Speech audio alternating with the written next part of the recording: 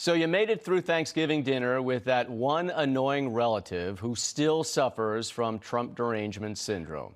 It's not over yet, though. Christmas and Hanukkah are approaching. Comedian Guban Johnny has a few thoughts, and he joins us now. Well, first of all, I hope you had a terrific, happy National Day of Mourning. And, progressives love to say Thanksgiving's no good anymore, Columbus Day's no good anymore. There's going to be nothing left. I went through that with Thanksgiving.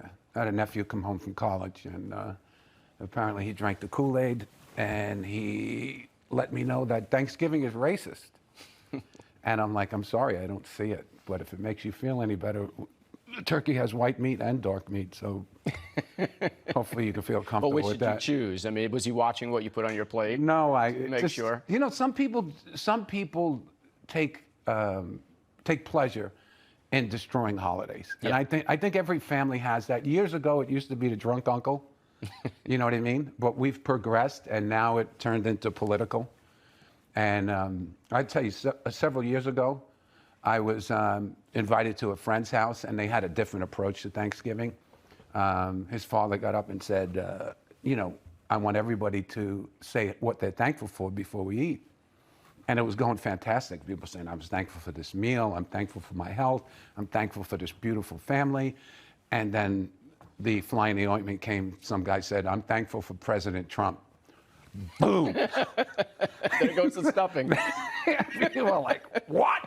And I'm like, all right, here we go. We're off to the races.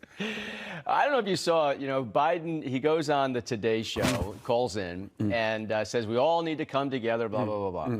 At the same time, his campaign team posted a handy guide for responding to crazy MAGA nonsense this Thanksgiving.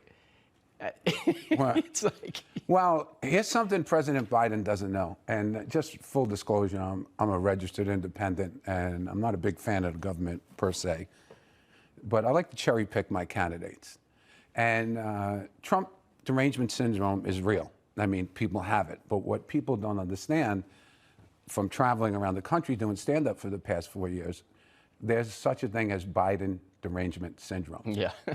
And nobody talks about that because there are people very emotionally involved with these two candidates. And I tell these people, if you're emotionally involved in a candidate or a political party, you could be easily manipulated.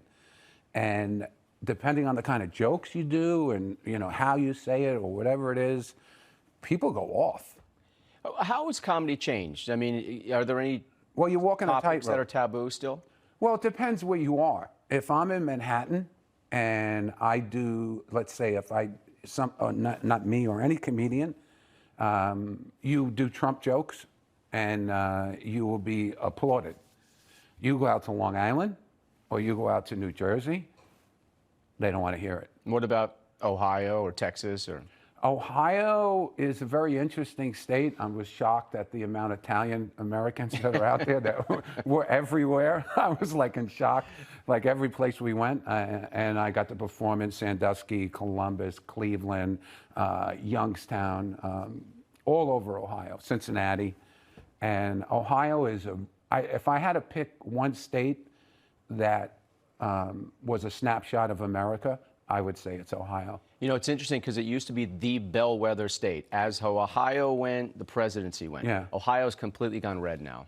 Yeah, and you know what? I think a lot of people. I think the economics is the deciding factor right now. I think people in this election will be voting with their wallet. Yep. You know what I mean? I think people are going to cross party lines and say, am I better off now or was I better off 4 years ago? Is it time for a change or are we headed in the right direction? And I think a lot of that is very obvious. If you're perceived to be a conservative comic or conservative, does it affect you getting gigs? There are certain comics that are considered right-wing. I mean, hard right-wing, like Nick DiPaolo, who has a very popular podcast. He is right-wing all the way, Trumper, the whole bit. And he does very well. There's audiences for that, but there's also audiences for comedians that are extremely left wing. That's everybody, just about, right? It's not what you think. I mean, you picture the way it is in New York, but when you travel around the country, it's very different. You know what I mean? If you're a right-leaning comedian, you're going to do fantastic in Florida. You know what I mean? You're going to do fantastic in certain areas in New Jersey, Connecticut, so on and so forth. And left-leaning comedians do unbelievable in like New York, LA, you know, Austin or whatever, in the colleges and so on and so forth. So there's a space for everybody. Yeah.